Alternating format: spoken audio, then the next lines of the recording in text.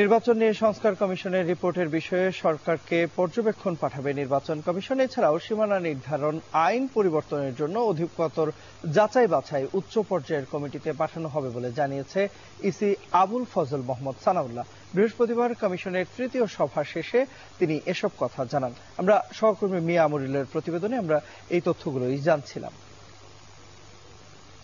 নির্বাচন কমিশনের দায়িত্ব পালনে গুরুতর অপরাধ করলে তাদের বিচারের আওতায় আনার সুপারিশ করার কথা জানিয়েছেন কমিশনের সংস্কার প্রধান ডক্টর বদিউল আলম মজুমদার। তিনি বলেন, হুট করে শেখ হাসিনার পতনের হুঁশিয়ারি আন্দোলন হয়নি, রাষ্ট্র মেরামতের আকাঙ্ক্ষা থেকেই গণ আন্দোলন হয়েছে। আর সিপিডি নির্বাহী পরিচালক ডক্টর ফাহমিদা খাতুন বলেছেন, সংস্কারের জন্য নির্বাচন স্থবির হয়ে থাকতে পারে না। আরো জানাচ্ছেন Zahid Hasan. Bangladesh institute of international strategic স্টাডিজে বৃহস্পতিবার সেন্টার ফর গভর্নেন্স স্টাডিজ আয়োজন করে গণতান্ত্রিক পুনর্গঠন সংলাপের সাংবিধানিক প্রতিষ্ঠান প্রসঙ্গ আলোচনায় অংশ নিয়েছেন শিক্ষার্থী, শিক্ষক, আইনজীবী, সাংবাদিক, অর্থনীতিবিদ ও রাজনৈতিক দলের প্রতিনিধিরা। আলোচনায় এবি পার্টির সভাপতি মুজিবুর রহমান মঞ্জু বলেন, দেশ গঠনে আরেকটি বিপ্লবের স্বপ্ন দেখতে হবে, আর সংস্কার কাজ খুবই ইতিবাচক বলছেন জুনায়েদ সাকি। বিএনপি নেতা জহিরুদ্দিন স্বপন বলেন, নির্বাচন ঠিক করে সংস্কার করতে হবে।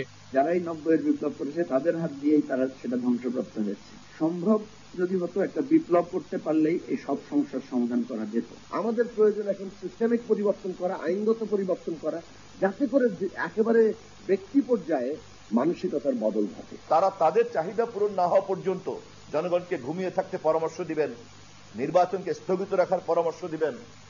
প্রকারান্তরে মনে হবে জনগণের চাইতে তারা বিচ্ছিন্ন বিক্ষিপ্ত একদল বুদ্ধিজীবী। সিনিয়র সাংবাদিক সোরাফ হাসান, আবু সাইদ খান, মাসুদ কামাল তাদের মতামত তুলে ধরেন। তারা বলেন, শেখ হাসিনার পতনে সব রাজনৈতিক দল এক থাকলেও এখন বিভক্তি চলে আসছে। সরকার এখন যে পুরোপুরি প্রশাসন নির্ভর, এখান থেকে বের করতে হবে, মানুষ ঠিক করতে হবে মাথা থেকে।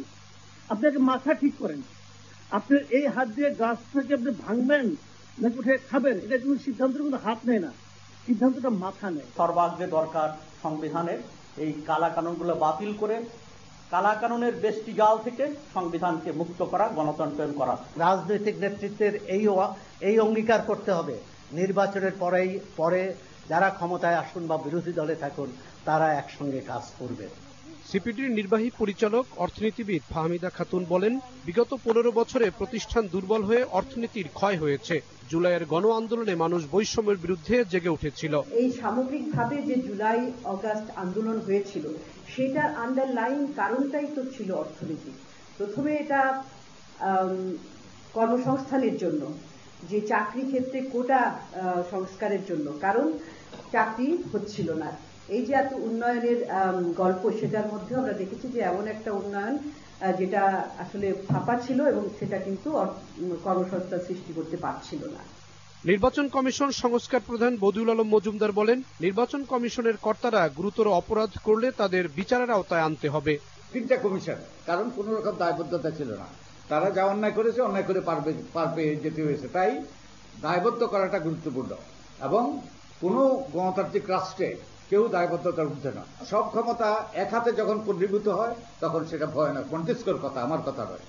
সংস্কার শেষ করে নির্বাচিত সরকারের হাতে ক্ষমতা দেওয়ার উপর জোর দেন বক্তারা। তারা বলেন, এখনো ভয়ের সংস্কৃতি থেকে মানুষ বের হতে পারেনি।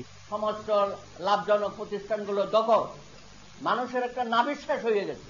জাহিদ হাসান, এখন, ঢাকা।